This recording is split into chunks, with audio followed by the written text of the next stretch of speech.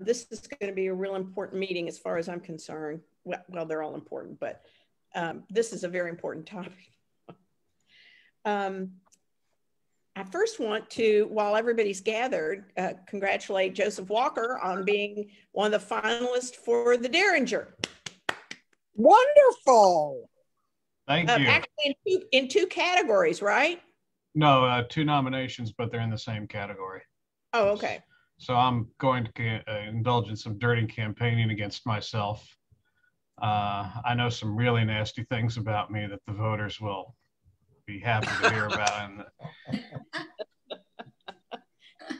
Well, incriminating photos or anything. Yeah, well. I'm really going to make me sorry.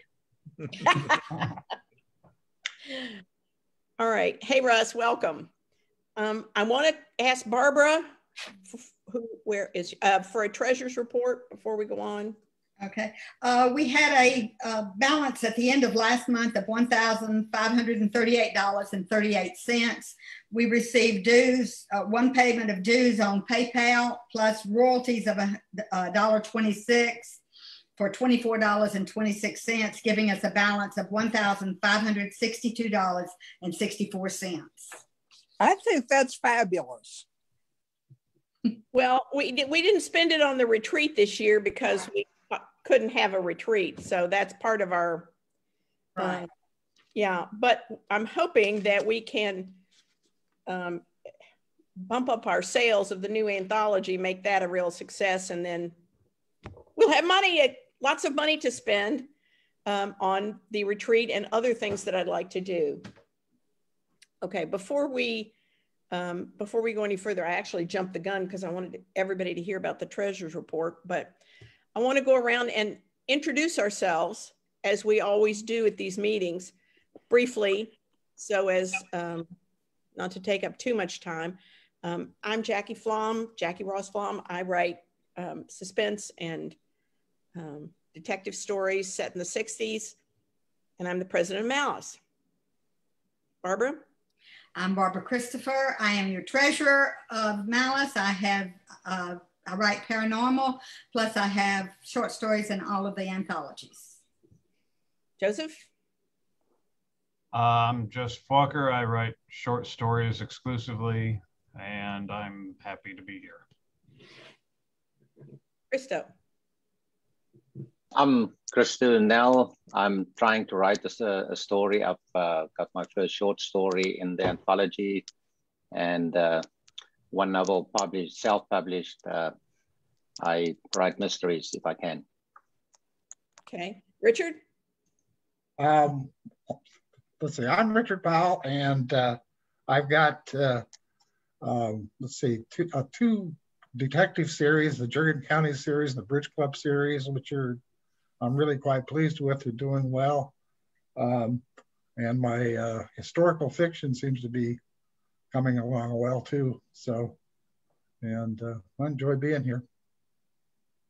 Jim?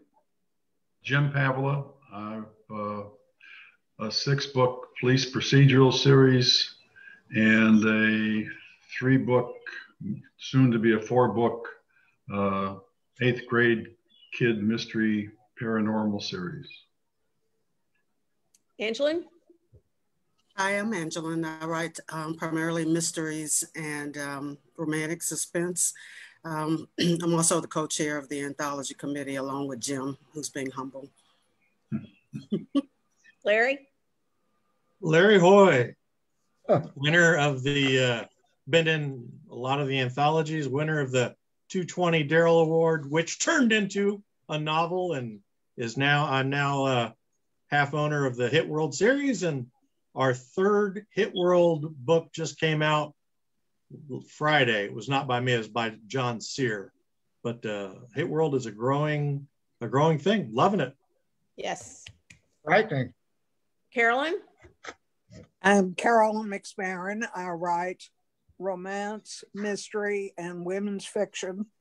I just got my plaque for the 2nd Darrell Award. I didn't know that I had won it for quite a while, and then this plaque showed up. So, I've got stories in all the anthologies, I guess. And I'm working on another short story for the anthology. That's all about me. Dutch. Hey, I'm Dutch Warren. I am the official president of Vice. And I have stories in 2 anthologies. I never thought about this before, but I guess the stories I'm actually writing are paranormal. And just glad to be here. You are. Sar? Shri. Pronounce your name for me, because I'm embarrassed that I can't ever remember it. Shri. I go by Shri. Shri. Yeah. So yeah, Sir is good too. But yeah, my name is Sridhar Shankar, and I've written a fair number of short stories, worked on a novel. I have one self-published collection of short stories on Amazon, and happy to be here. Good. Russ? Russ Tilton, I'm the secretary, and I'm kind of new at the writing thing, and I like to write thrillers and horror, and just enjoy learning all this stuff from you. Okay. Now, I see there are a couple more participants, but I don't see them on my screen. Don't forget Lynn. What? Don't forget Lynn. Oh, Lynn, but well, that's one of the people I on my screen that I can't see. All right, now I can see you. Oh, Lynn. Sorry. Lynn Maples, and I guess I write some mystery or play. I don't know what it is categorized as. Right, cozy. I did just publish a cozy novella and have a second one in the works. I'm currently working on a short story, or a long story is actually what it is, for an upcoming anthology. That the story is actually kind of inspired from all the reading and stuff that I've been doing with Jackie, but it's a take on actual events with some fictitious creative licensing. And then I fancied myself in writing a paranormal romance, but haven't been able to get that out the door, and because Richard keeps bugging me about it. But that's it. It's only been 4 years. I know, it's been more than 4 years, trust me. All right, I see, Lynn, since you're here on the screen, I see other people are here, but I don't see them. Nope, there's 13 of us. We're all here. Okay, all right. And then we've got some people, I guess, on Facebook. Let's go on with our business. We've heard the treasurer's report, and we've always, since we started Zoom, we've dispensed with the secretary's report because it's all on film, on record, on our website. So if we ever need to go back. But we do need to have a discussion about officers. We don't elect officers. We don't nominate them till October. But we need people to be stepping up, because I've been president for 2 years, and that's 1 year more than I promised. Barbara has been treasurer, I think, almost since the beginning of the organization 15 years ago, or 10 years, 8 years ago? You've been treasurers for 8 years? Long time. We have a new vice president. We have a new, relatively new secretary. So we need people to be taking over these offices. Lynn has been in communications, and frankly, has done just an incredible job, more than anybody could expect. And in fact, before I forget about it again, I've got to thank him for getting our speaker. Which brings me to another thing. If you follow a favorite author, or you have a favorite editor that you follow on Facebook, or that you have conversations with that you think might be a good speaker, speak up, ask them if they will come and speak to Malice, because that's how we've gotten almost every single one of our speakers. is from people we have met or follow on Facebook. And that leads me into Angeline, who I was hoping you would tell us who our speaker is going to be next month. Angeline? Yeah, sorry. We have the pleasure of hosting Barry Eisler, who is a New York Times bestselling author. He writes primarily the thrillers. They're not political, they're just thrillers. Probably what he's best known for is the John Rain series, R-A-I-N, who's a Japanese American, I guess he's an assassin, who specializes in murder by natural causes. So the people die and there's no hint that they've actually been murdered. So an amazing series. He's got another series that he started with Livia Lone. She's a former victim of sex trafficking, who's now working for the FBI, and she's got a dark side. But I was interested in Mr. Eisler speaking to us because he has a way of writing and communicating through his stories that just kind of draws you in and holds you in. I'm not certain why I'm rooting for an assassin. It just feels morally wrong to me, but I love this guy. And I want him to succeed, but when he succeeds, he's killing somebody. He's also someone had been published by the New York, I can't remember which one. Most of his stories started out being published by one of the top New York ones. And he's recently got all of his rights back and now he's completely self-published. So I thought that might be also helpful for Malice to hear, how he's gone through and worked through that process. He's an amazing teacher. He's a speaker. He's done TED Talks. Really, our little group is way too small for him, but I'm just glad he said yes. So that's next month. Yeah. And all she did was ask him.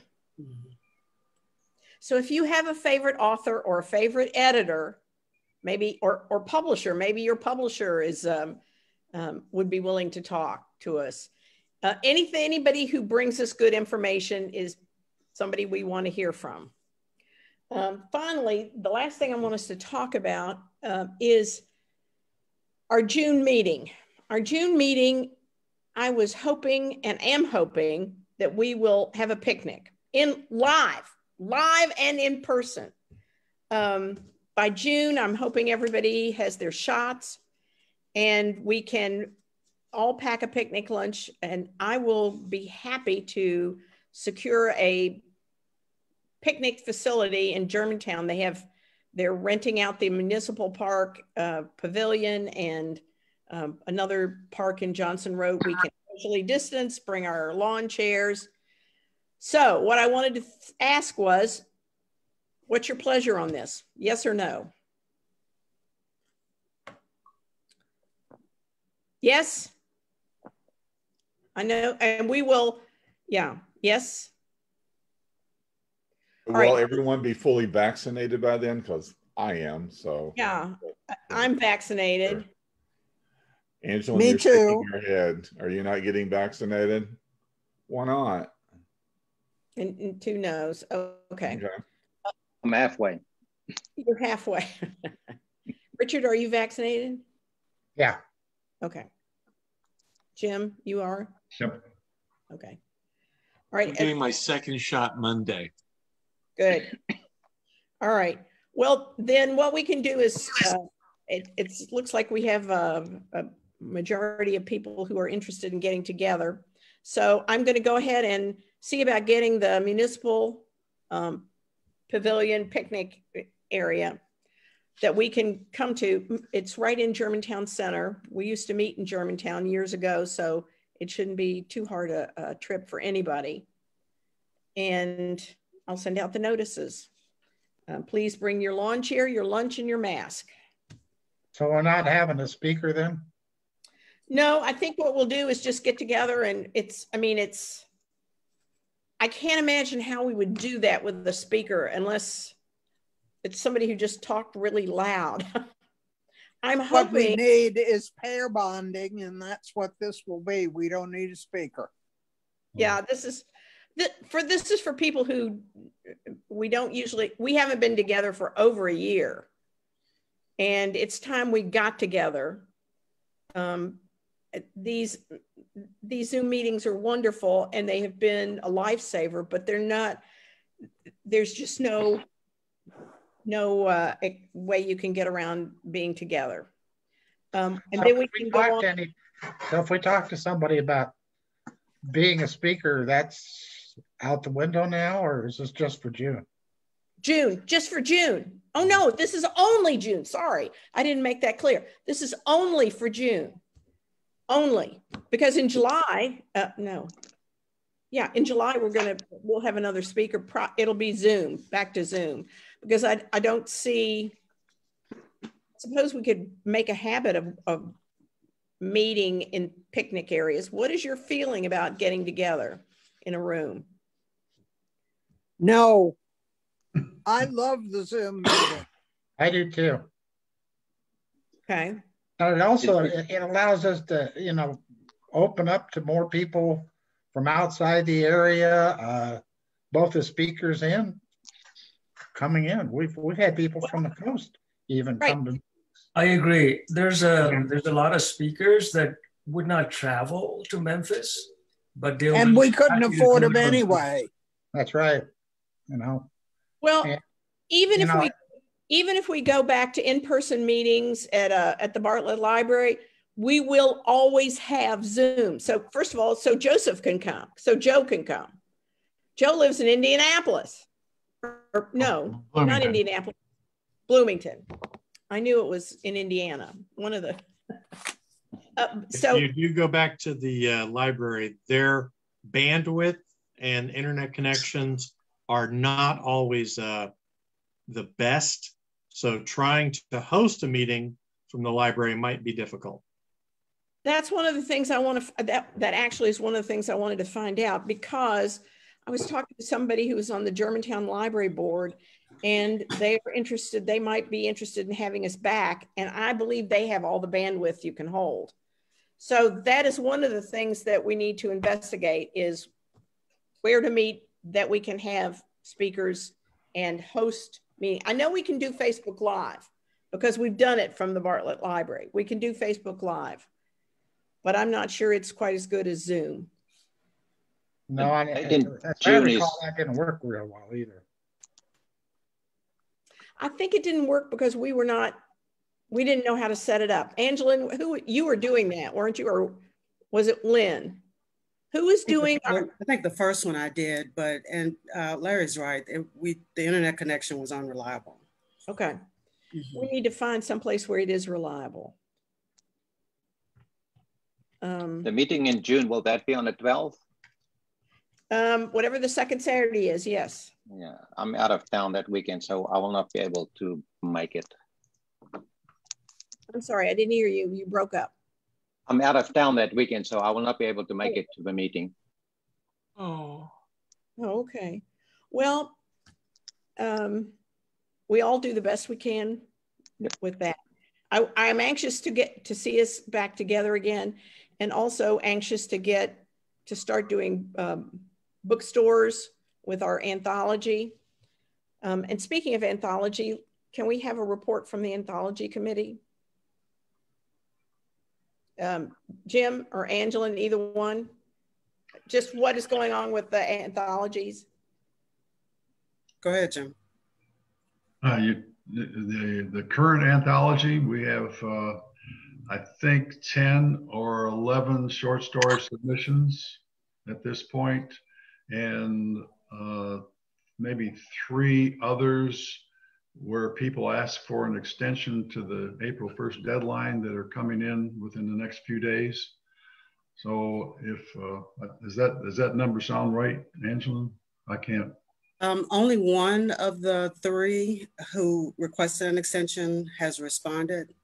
So I guess we're at 15 right now. Okay. What about the Lies Along the Mississippi? I don't know where that is. It's done. I don't have the answer to your question, Jackie, about an advanced reader copy. I haven't talked to Lisa in a couple of weeks, so I'll reach out to her this weekend.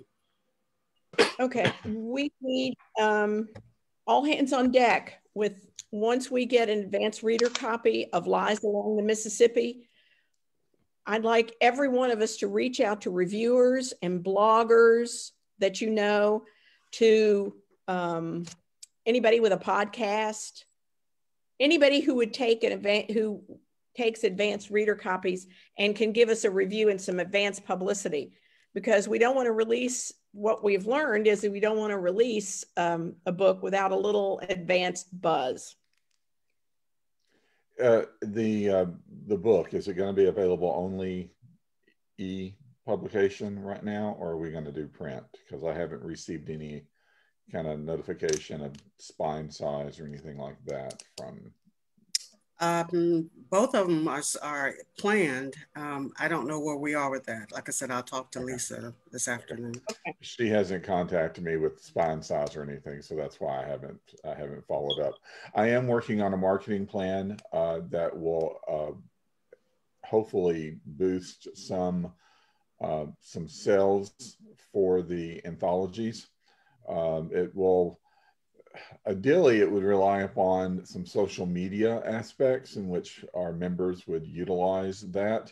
But from the poor response that I got from members on filling out the survey, and from the responses of those survey that did fill them out, I don't think that our demographics of our membership is someone who's actually going to be using social media.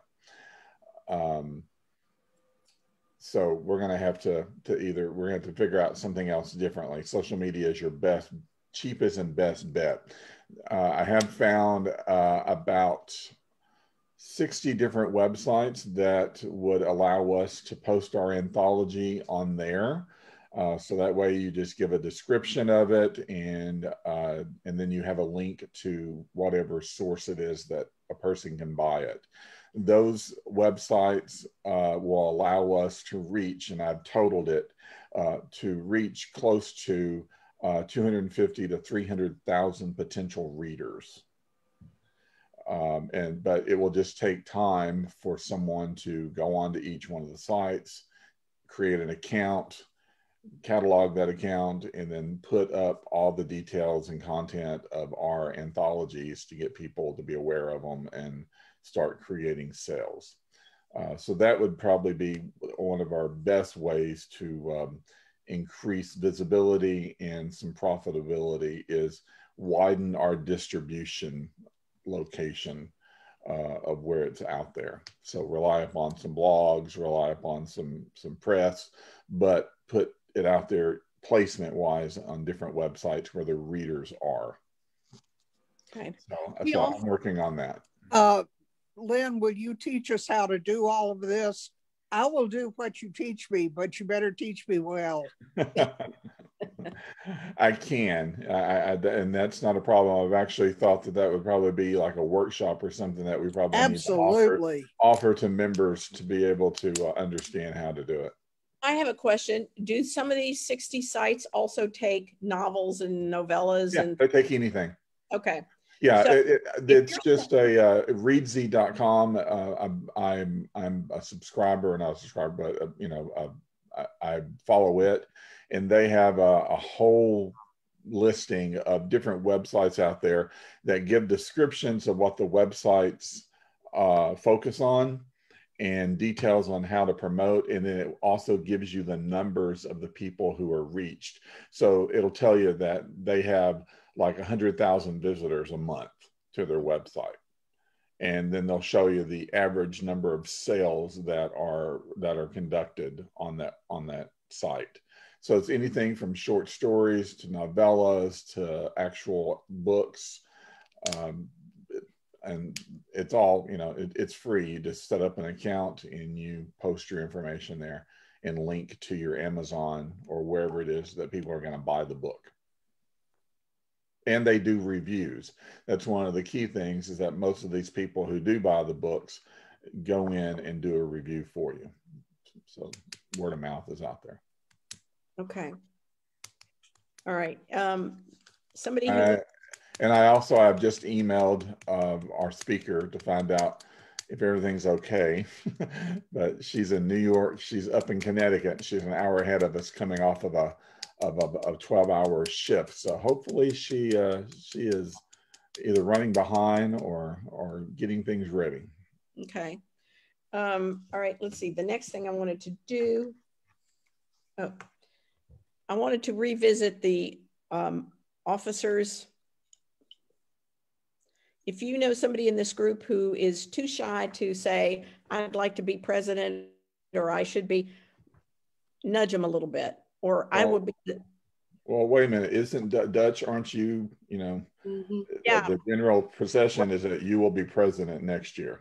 Right. No, I really don't think that I could be the president, but I would like to continue as vice president.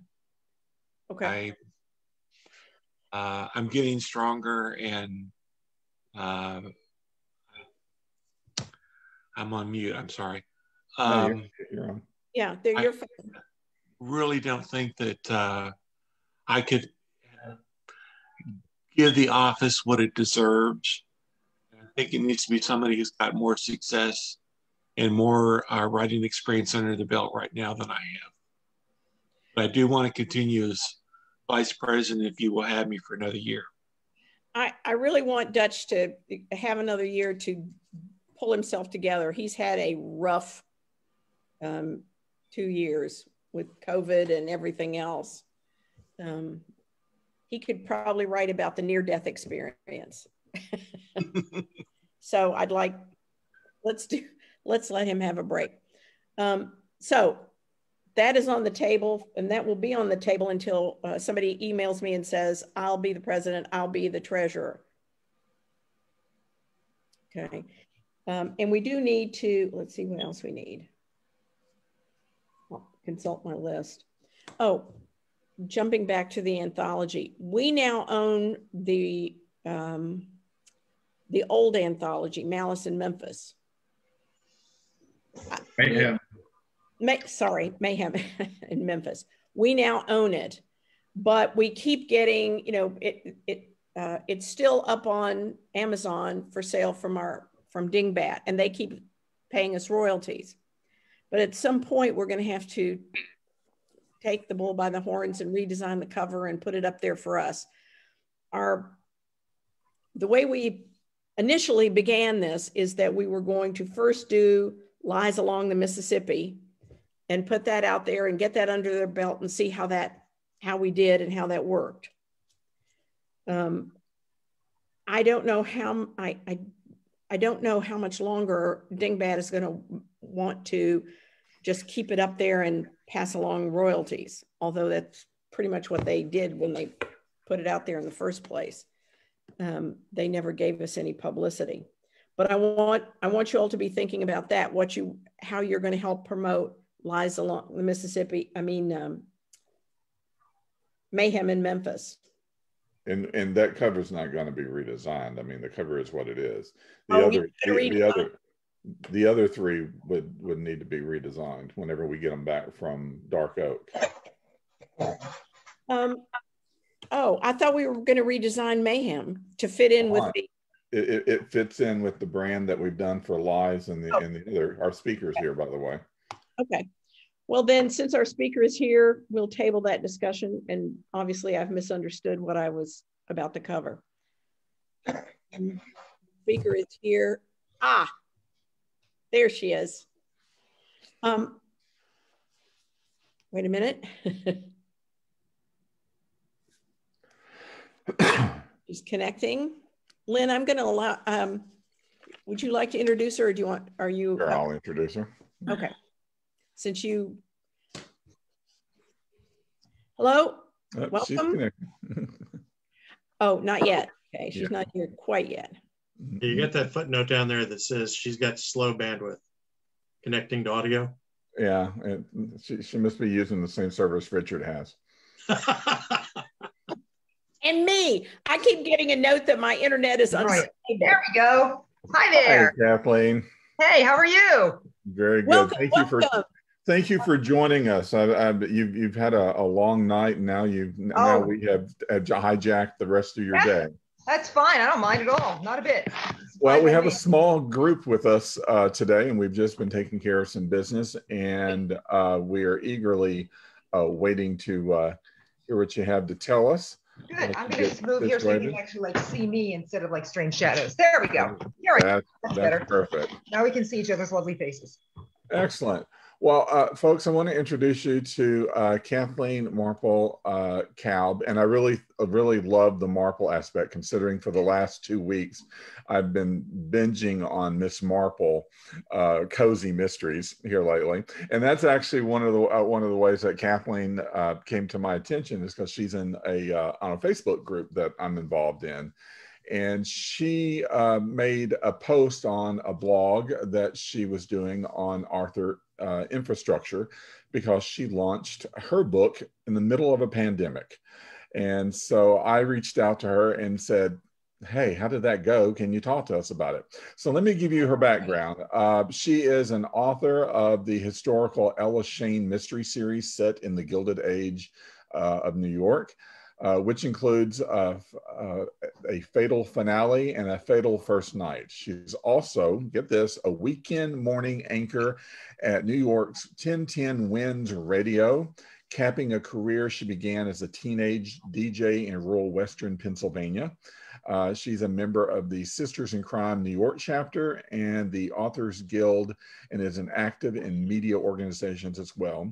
She lives in Cheshire, Connecticut with her family and is at work on her next book. So she is all the way up north in Connecticut. Where the sun is actually shining today. So there you go. That's good. That's good. Everyone to mute yourself except Kathleen. Kathleen, welcome. Nice to see you. Everyone mute yourself and we'll turn it over to Kathleen. Okay. Good. Kathleen, you want to speak because I've sent you some questions and we had talked about maybe doing this as an interview style or a conversation. Yeah, interview style is fine with me. Let's you ask me questions because I'd much rather tell you what you want to know rather than this is we're not interested in my wonderful thoughts. I want to know what you guys want to. But we are interested in a little bit because you do have a debut novel that came out and it's called The Fatal Finale.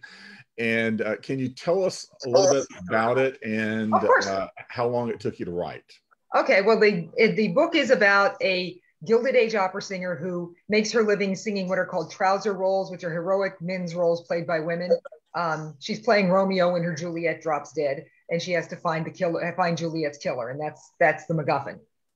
And a mysterious British Duke turns up, and there are little hints of slow burn romance, and it all culminates in a good old-fashioned Errol Flynn style duel on the catwalk. Only the woman is doing the sword play, and the guy is watching from the wings.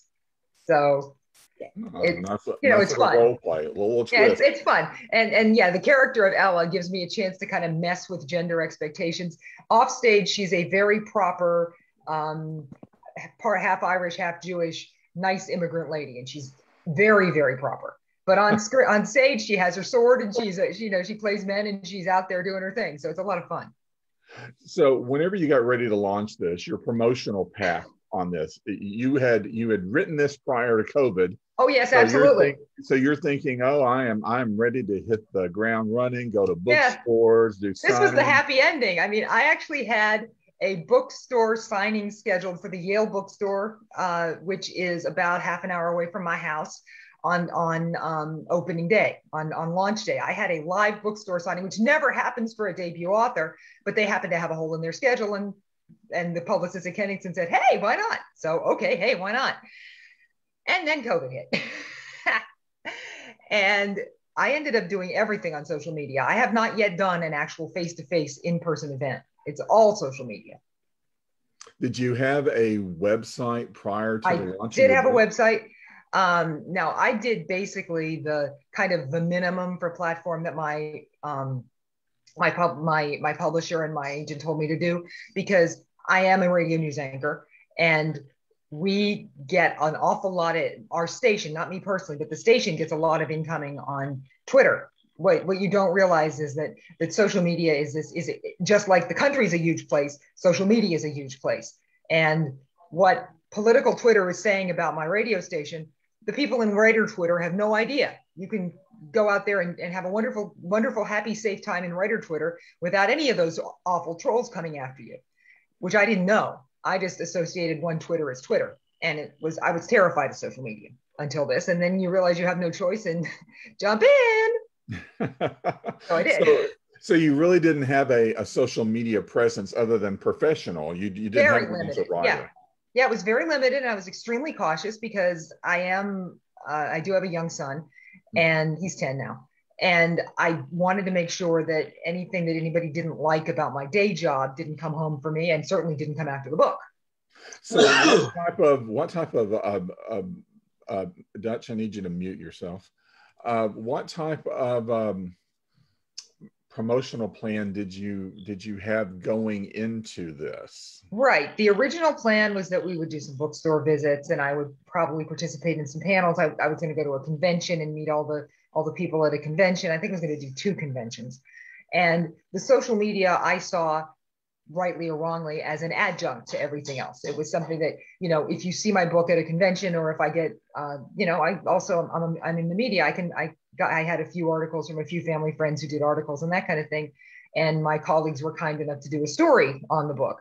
So my view of social media at that point was, it was a place to go if you heard about me first, not a place that you would initially hear about me, which ended up being completely flipped on its head when COVID hit.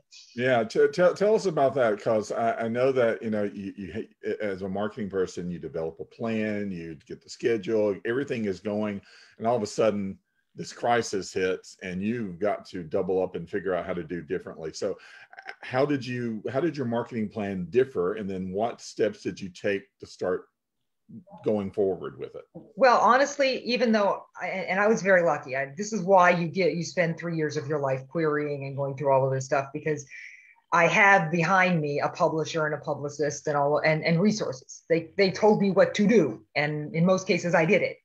That we had a schedule. I was going to do this forum and that forum, and I was going to be at this convention and that kind of thing. I had about, I don't know, 5 or 6 things coming up. And then I also planned kind of some stuff on my own that was similar. That was, I was going to go talk at the Jewish Community Center if I could, and that kind of thing. And then about a month and a half out, my release date was April 28th. About a month out, we realized that, and it was like this very slow process of like when water hits sand, it kind of melts. First it was, well, this thing went away. And then it's like, well, maybe that thing's not going to happen either. And it was just sort of slowly melting till there was nothing left.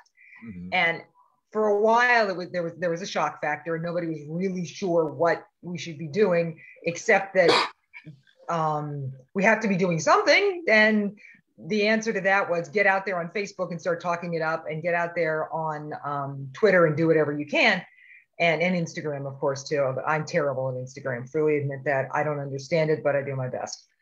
And as it happened, I was very lucky. I got happened to be coming out right about the same time that Ileana Munoz Renfro was starting Cozy Mystery Village, and she kind of adopted me, and I kind of started pitching in there and became a part with Cozy Mystery Village on Facebook. And kind of on my own, it turned out I was able to figure out writer Twitter. I was surprised at how welcoming and friendly people were, and I started to figure it out, and then I made a couple of good friends, and a couple of good friends pointed me in the right direction. And it all kind of came together very easily. Not quickly, but it all kind of started to come together. It really is all about connections, though. I mean, that's the thing. You have to get out there and you have to make connections with people online, just like you would in real life, because And you created an infrastructure that you shared Yes. on the Facebook, on the Cozy Facebook page. And I'm going to go through it. You mentioned that not one size fits all. Right. And that you used, and these are the ones that you recommended that you used and can give us some insights on, which I think all of us would be interested in. Sure. We all know about a website. Right. We all know about Facebook author pages. Right. Some of us may not know about the Facebook genre groups that you mentioned. Oh, okay. Instagram, you've got what I've never heard of, which is Writers Twitter. And then, of course, there's Goodreads, Amazon, BookBub, and several others. So why don't you walk us through some of the stuff that you did? Sure. The first thing, if you're going to do one thing, if you really only have the mental energy to handle one social media thing, make it a Facebook author page. It's easy to manage. People can find you. That's probably the one place that you would do best, at least in my experience, is the Facebook author page. So make sure you have a Facebook author page for people to find you. Then while you're on Facebook anyway, find some genre groups. In my case, it's Cozy Mysteries, and I ended up being a part of Cozy Mystery Village, but there are tons of them. If you write, hard-boiled detective mysteries, or if you write paranormal mysteries, or whatever your particular jam is, there is stuff out there. And also, a lot of the national groups have pages and that kind of thing. Sisters in Crime has one. The local Sisters in Crime chapters often have pages too. So you'll want to connect with your genre and your people online in Facebook. So Facebook is pretty straightforward because you just log on to it and do it. As far as a website goes, there's not much I can add to that. It's your landing spot. Writers should have a website, not just for the obvious reason because people can find you there, but because as you work on projects like short stories or maybe a blog post or whatever, it's bonus content. It's stuff that you can post on your page. See, I just wrote this, go see that. It's a way to increase traffic. It's a way to get your name out there. So the website is a nice thing to have. Some people are really frightened by the setup of a website. I use GoDaddy. And I'm not the most technically savvy person known to man by any means. There are any number of other companies that do very well and will walk you through it. GoDaddy works for me, but like I said, I've heard good things about several other companies. And so, whoever you pick will walk you through that. So that's Facebook and your website. Then the one that is surprisingly comfortable and supportive and you never see coming is writer Twitter, because Twitter has this reputation as being a particular, I think Twitter among people who are, maybe older than 20 has a reputation as being a bad thing. People think of Twitter as the place where all the crazy people go to vent. Right? It's where people go to say nasty, right? People go to say nasty political things and there's all this nasty commentary. And I'm sure that exists. And every once in a while, if you're in the wrong end of writer Twitter, you'll brush up against it because some people who don't check their political leanings at the door will show up in your feed. But in general, writer Twitter it's writers talking about their stuff and supporting other writers. Now, is there a handle that is yes, there like hashtag writers? Yeah, writers community is the hashtag. Okay. Writers community is the hashtag. And the thing that you're going to look for first off is what are called writers' lists, which are follow chains. The idea of a follow chain is we all basically, as I described it to my husband, who is completely not Twitter savvy, we all go back out behind the barn and follow each other. Writers have figured out how to game the system on Twitter because the numbers matter. People care about that stuff. Somebody who decides if you get to play cares about that. So of course, writers being smart people have figured out how to game the system. So we all go back behind the barn and follow each other. So what you want to look for are the writers lists and the, which is the follow chain, and writers community, the hashtag. And most of the people you meet in there will be supportive of other writers. They may be traditionally published like me. They may be indies. There are a lot of independent writers on Twitter. And it's a very supportive environment because we're all fighting the same war, and in general, people check their politics at the door. And if you get mixed up in a group where they're not, then you can just unfollow those people or just not comment, and eventually they'll just keep you out of it, So Twitter, it's the writers community is what you want. Then Instagram, good luck. I don't understand Instagram. You have to be there. You have to have a presence because again, it's a matter of where can people find you. So you should at least have a token presence on Instagram. There are people who are a lot more savvy than me about that. Very important authors who presumably have people to do their Instagram for them tell me that that's the one that matters the most. I have indie friends who do well on it, very well on Instagram. I have friends who have large followings and do well. Do not be discouraged if you start on Instagram and have like 20 followers for months. Instagram is very hard to gain followers on. It's not the same thing as Twitter where everybody just goes out and follows each other. Because of the way it's set up, it's hard to gain followers, and you have to be there. And it's simply a matter of some people, it all comes down to where is a reader going to find you? And if your reader is on Instagram, they gotta be able to find you. The other things that are really essential are the book sites, particularly Goodreads, but a lot of people also connect very well with BookBub. And I know there are other sites, but those are the two that I'm familiar with. And again, it's just a matter of having a page and having a place where readers can find you, which is really the essence of the whole thing. Readers have to be able to find you. And that's really what you're looking for. And all of this stuff you can handle with much of the same content. You know, I don't get up in the morning and do 10 different feeds.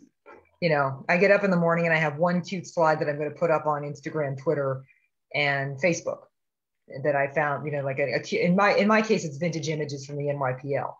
But it could just, but if you're not obviously not a historical mystery person, it might be a funny mom joke, or it might be, you know, the dad joke of the day, or it might be the cute funny cat gif, whatever it is, the thing that is kind of your thing.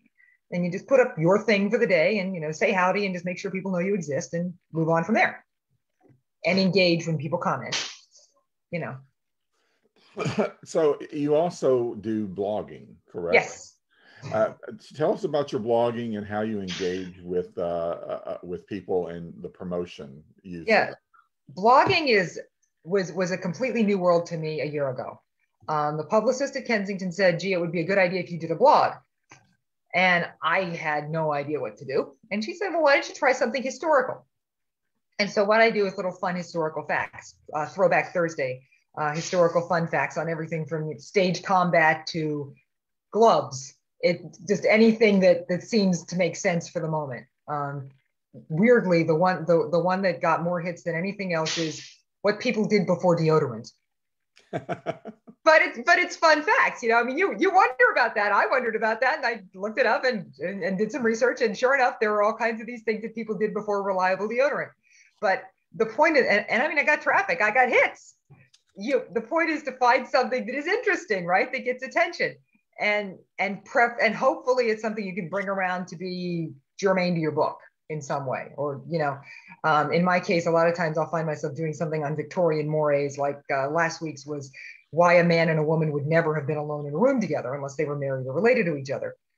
And that connects directly to the kind of slow burn romance plot in the book.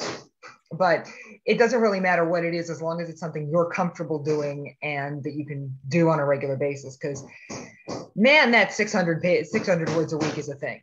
Oh, yeah, you got to do, you know, being committed to doing that every day, every week. I do 1 weekly blog on Goodreads, and then I do a much shorter, just little vignettes, which is the one that you saw in Cozy Mystery Village, these little 200-word bits on the various things that you do in the process of getting through publication and what it's like, and a lot of that one, which is called So You Wrote the Book, Now What, is just encouragement. You know, please, you know, stuff like if you're querying, please remember that they're saying no to your work, one piece of work on this day. It's not a judgment on you personally. It's not a judgment on your life. Stuff like that. So, you know, did you ever think of just not doing it? That's the fun of being of being with a major publisher. Nobody offered me that option. Oh, okay. Nobody said, you know, do you, this is a little inside baseball, but remember in The Crown how Diana's sister says, your face is on the tea towels, Dutch? My face was on the tea towels. We were not, this party was going to happen whether I wanted it or not.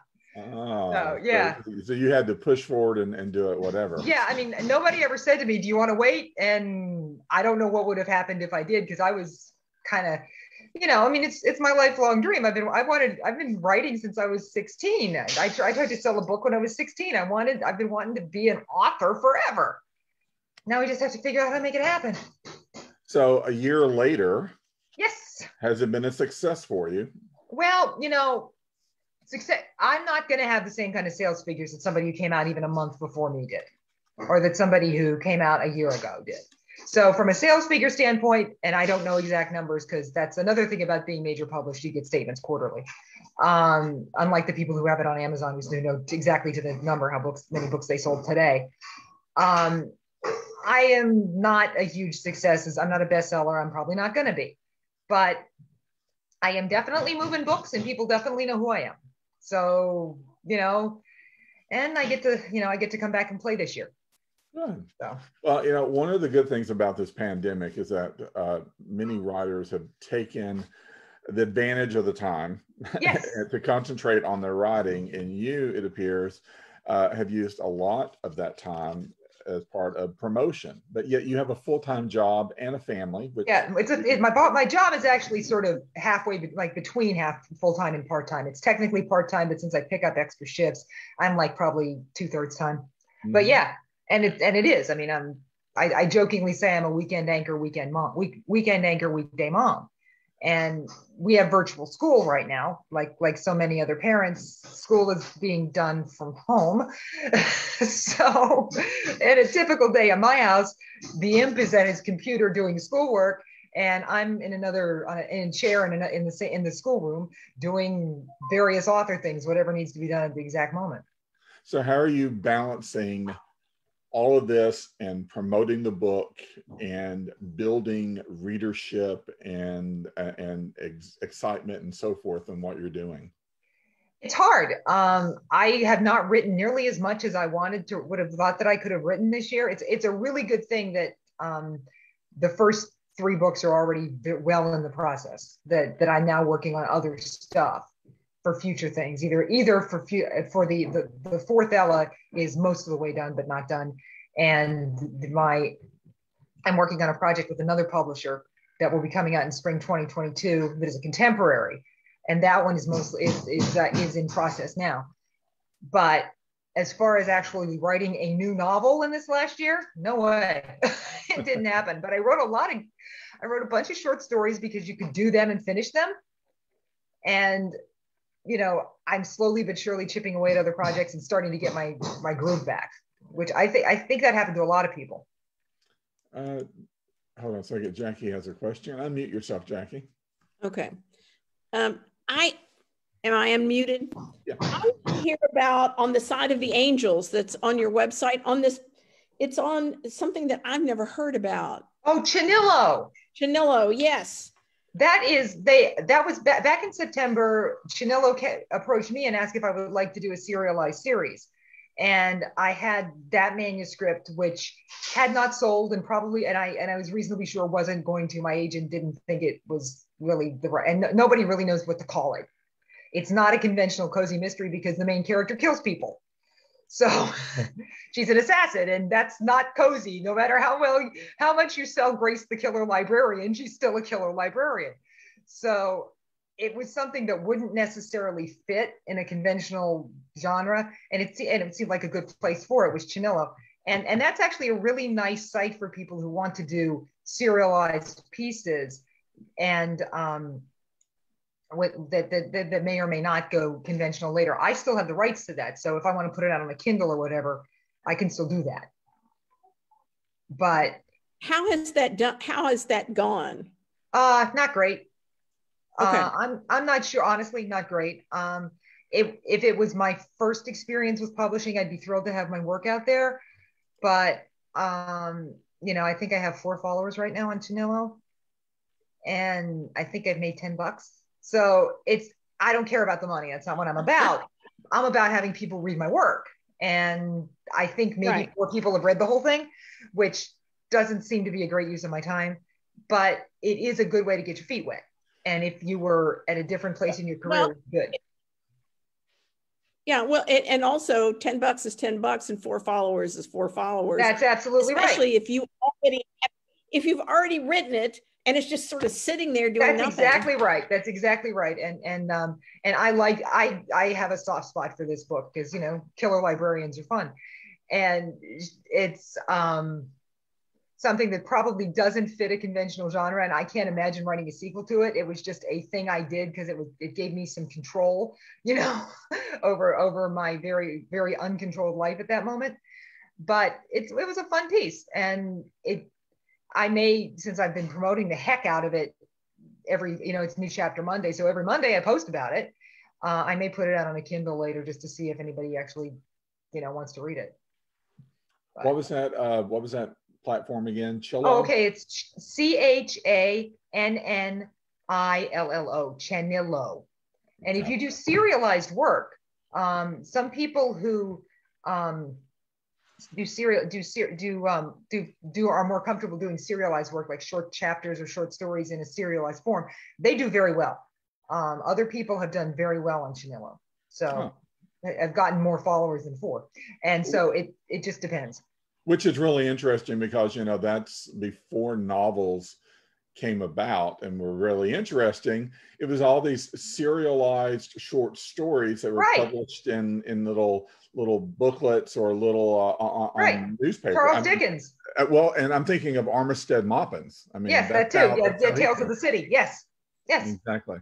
So whenever you have readers, I know that you engage them on social media by doing posts and doing blogs.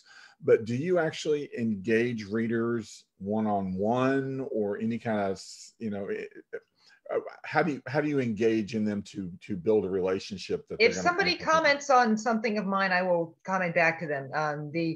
At least as far as I understand it, the bright line thing is you just can't you never comment directly to somebody on a review, good or bad. It's just it's a bad idea because if somebody says something terrible to you, you know, they're going to come back at you and tell you all this other stuff. But I will, if somebody says, you know, if somebody gives a wonderful review for Finale or whatever, I'll post, you know, thank you so much, whatever. The way I usually engage with people is if somebody comments on one of my posts, I respond. Like, I admit that I'm a little more cautious than most people because of my background as a radio person. There's a joke in radio newsrooms that they're called listeners for a reason. You know, we're always kind of concerned when they want to talk to us because usually it's not good. And so readers, book readers are entirely different. A lot of times they have wonderful things to say and you want to hear, you know, what they think should happen and that kind of thing. But it's still a growth, you know, a growth process for me. So I'm in marketing for a living, and one of the things that we use at work to send out our social media messaging for scheduling is Hootsuite. I've heard of it. I don't have it. You don't use it. So do you do everything manually on each individual platform? What do you use to send out your messaging and schedule it and keep up track of it? That's a really good question because it can become oppressive if you're doing a morning post and an evening post in different places. Facebook allows you to schedule posts. And I do. The evening post for Cozy Mystery Village is scheduled in advance, but can be changed if something happens, something interesting happens, and we want to change it so that it's more topical. We can do that. And the same with my author page posts on Facebook. I do a midday post, somewhere between noon and 2 p.m. I put up just a very author-specific post on my author page each day, and I schedule those several days in advance as well. The tweets. I'm kind of committed to the morning and nighttime tweets. There's a way to schedule tweets and I've never had any success with it. And so I kind of just do that. And the Instagram, usually the morning post is everything, is all the same for everybody. And then the Twitter and Instagram are the same at night. So it's not that bad, but it's a lot.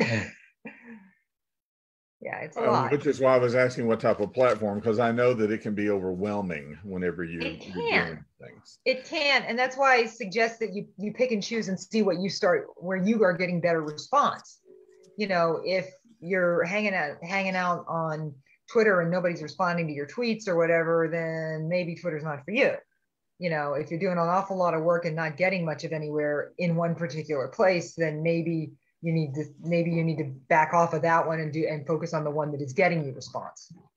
you know. Well, speaking of response, have you done like Facebook ads, Amazon ads, things like that? I haven't. First of all, because no money for that. That would, you know, we're in the, you know, that was not part of the plan. I have not done any kind of Facebook or Amazon ads, although I know people who have success with them. Several members of Sisters in Crime have said that there's a trick to the Amazon ads, but I don't know what it is. Okay. So what, after you've gone through this for the last year and you have learned a lot of lessons, what would you do differently on launching this book? Oh, I would have started social media probably 6 months to a year sooner than I did, particularly with reaching out to the bloggers and the community, because the first half of the writers community is that they're very welcoming. The other half is that they like their own and they need to know, and they like to know you. And that's only reasonable. You know, you want to get to know people and you want to know people that they're okay and everything. And particularly in the cozy community, we're very friendly and welcoming, but we like to get to know people. And I think I would have spent a lot more time just sort of getting the lay of the land with bloggers and reviewers and people who do interviews. And so I would know who to reach out for and have a much better strategy. And that's exactly what I did this time for this one. You know, I knew who the big bloggers were in the area and made sure that I made contact with them ahead of time. And, you know, I've kind of got a bunch of stuff lined up. My second launch is the 27th, and I'm basically everywhere between now and then. So yeah. Lead time is my big thing. I have another question. Sure. Do you think your job on the radio do you think that's helped you any? Has boosted? Yes. Okay. Yeah. Having a recognizable name. People in New York have heard me, whether it's Kathleen Marple or Kathleen Marple Kalb, on the air for 17 years. Yeah. On Saturday mornings. So yeah, I think having a recognizable name certainly helps. And that's certainly why I won the war to keep the Marple. Yeah. It was suggested to me early on that a mystery writer named Marple was a little too on the nose. To which I said, I love it. To which I said, holding up my union card, really? Yes. Because yeah, well, it's funny because for me, it's been a lifelong battle. I was born Kathleen Marple. That is my name. And it's on my birth certificate. It's on my social card. It's everywhere. And I have spent the last several decades in radio explaining to people that no, I was not born Marpolini or Marpolinsky. I was born Marple. And so it was just another thing when I got into this. I was like, oh, come on, really? I don't know. I would have been tempted to drop my married name when I got into cozy mysteries. But the problem with that is though, there's already somebody who writes under the name Mona Marple. Oh. And the other thing is, it's kind of, I also wanted to, you know, I mean, I like my husband and son, and I kind of wanted to honor them too. So, you know. I get it. Yeah. So, Kathleen, how has this experience factored into what you do on the promotion of your next books? It was a tremendous learning experience. I mean, you just really have to know to keep your eye on the ball. And I'm much more organized and much more focused than I was before. And I think I understand social media better than I did, which is not to say that I'm a super expert on understanding all forms of social media, but I certainly have a better idea of how to handle myself and what to do and where to go. And especially during a pandemic, social media is like the way to reach out, since we can't physically. Right, exactly. And it's something that it's a way we're all staying connected, not only with our readers, of course, as we get readers, but also with our friends and our family. And so, you know, if you're out there just hanging around with your friends and family, you might well see a post from a writer or join a group or whatever and go, oh, I think I want to read that. So, you know, it's there, you are showing up in places that you otherwise wouldn't. You know, it is helpful. Excellent. Well, are there any other questions? Because I've gone through my list and you have rattled them off with, it's usually what happens with an interview. You set up several questions and they combine with the answer and it all works really well. And this has been very enjoyable. Does anyone else have any questions, Jackie? I have one more question. Sure. Do you have a reader list that you can email out a newsletter or an email blast to 10,000 readers? something. People swear by those, and I did get 2 email lists from events that I participated in, and I'm still at the point of I got to transfer those to my website for my email program. There will be a newsletter. Coming attractions, there will be a newsletter sometime in the next few weeks because I have the email list. I have to do it. I have to say that other writers really, really swear by newsletters. It is a piece of advice. Get a newsletter, have a newsletter, connect with your readers via newsletter. That is very much out there, and many experts swear by it. And so I would never tell anybody not to do it, but yeah. Hi. I am a person I get lots of newsletters, right? The rogue writers and all kinds of newsletters. And I hardly ever read them. What I like is the newsletter that says, or the email that I get that says, my latest newsletter is up on my blog. And it talks about how to revive a dead body. Yeah. All right, I'll do that. Let's do.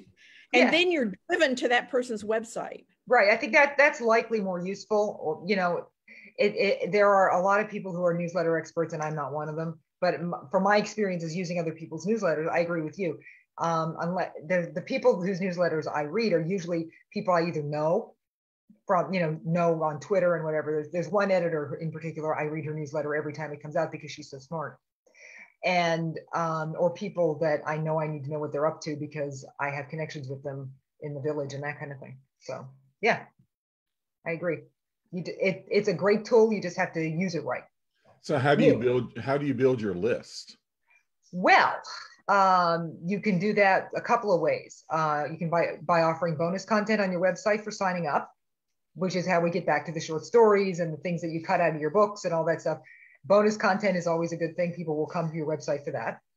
You can also participate in bigger events and draft off other writers, which is how I got the name list. I was lucky enough to be asked to be involved in a book hop on Facebook a few months ago.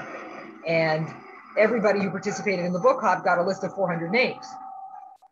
And when I figure out data entry, all 400 of those people are getting my newsletter. But that's something that I have this horrible feeling I'm going to be doing manual data entry in order to make that happen. I know. I can tell you that what you may want to, if you're not familiar with it, you may want to look at the service called Constant Contact. Oh, okay. It's just like Emma, but it allows you to upload your address file. It'll keep a database of it. It'll keep track of whether, it'll keep track of everything that you sent the person, if they opened it, what they clicked on. Oh my gosh.